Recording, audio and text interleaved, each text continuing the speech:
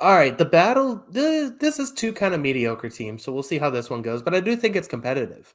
Uh, Denver Broncos at the New York Giants. I think this is a really tight game. I kind of view these teams have some similar traits to them. Who are you picking in this one? Okay, so I do have Denver. I think you're right. They are similarly built teams. I think Denver has a better defense. I think Denver does have a better secondary. I kind of think Denver as a whole is probably just Giants, but better. I think Giants have a good receiving core. I think the Broncos probably have a better one, or at least a more established one. I think a clear difference, though, is the offensive lines. If that Giants offensive line, it's already not. I already had it as the second worst offensive line in football heading into the preseason, and I feel worse about it now. That's an issue, and especially with you got guys like Von Miller, Bradley Chubb on the other side. That's another that's an area of concern. I just don't know how the Giants move the ball too much in this one.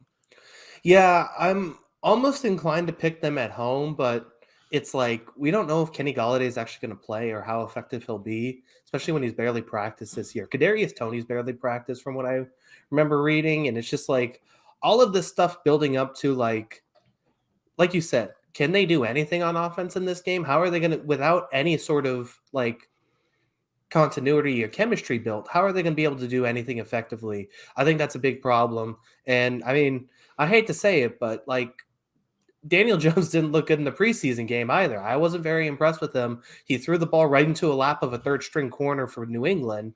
Um, I don't know. I'm not very high on this Giants team. I think they can win this game. I still think the defense is good enough to do it. And the Broncos aren't like world beaters, so it's not like they're dealing with a team like that. But I just have more trust in Teddy Bridgewater and these receivers for the Broncos right now than what the skill positions are for the Giants, with a lot of question marks. A lot of these guys aren't healthy, and they have Daniel Jones. Yeah, I think I have a prediction. I think that this will be the last game I watch when I go on Game Pass to watch. I think this is going to be number 16 there. Really? So you're going to have this one over the Jaguars Texans, below the Jaguars and Texans? Well, at least the Jaguars Texans, and we'll get into that. There's the excitement of Trevor Lawrence and how will he do, and probably well because against the Texans. But that's we'll get into that in a second. Back to this one. I mean, I guess the flip side for the Giants, I'm sure Giants fans are saying, well, sure, but how are they going to move the ball against us? I think they'll have an easier time. I think like the difference in on the outside with their receivers versus the Giants corners is better than the other way around. And I think that there's always the X factor of the Broncos had brought in new people who have, one of them, like Fuller, has played in the same scheme before, so I think he'll be fine. But, you're getting guys who are going to have to learn to communicate. Maybe you can get a miscommunication or two and get a big chunk play that way. So it's possible, but I would feel good about. I feel like Denver is the clear favorite to me, but it's not like Denver is going guaranteed to win. Yeah, no, I completely agree. I think I'm seeing this right here. Over under 42. Would you lean under here? Probably, yeah. I think I would lean under.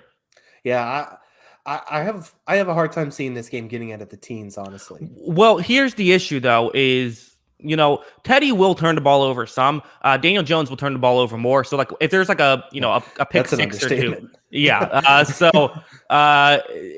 If Daniel Jones fumbles the ball, which feels less like an if and more like a when, it's more of a if the Giants recover or not. Like that could be an aspect here. Yeah, I mean, it very well could be. Still, 42 seems like a lot for these two teams. I'm interested to see this receiving core for the Broncos, though. I'm interested to see how these guys. I want to see Jerry Tim Jeudy. Patrick.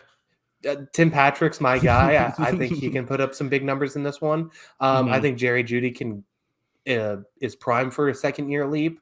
There's still a lot of flashes in year one. So this Broncos receiving core might be just the best position group on this field on Sunday. So that's going to be an interesting aspect.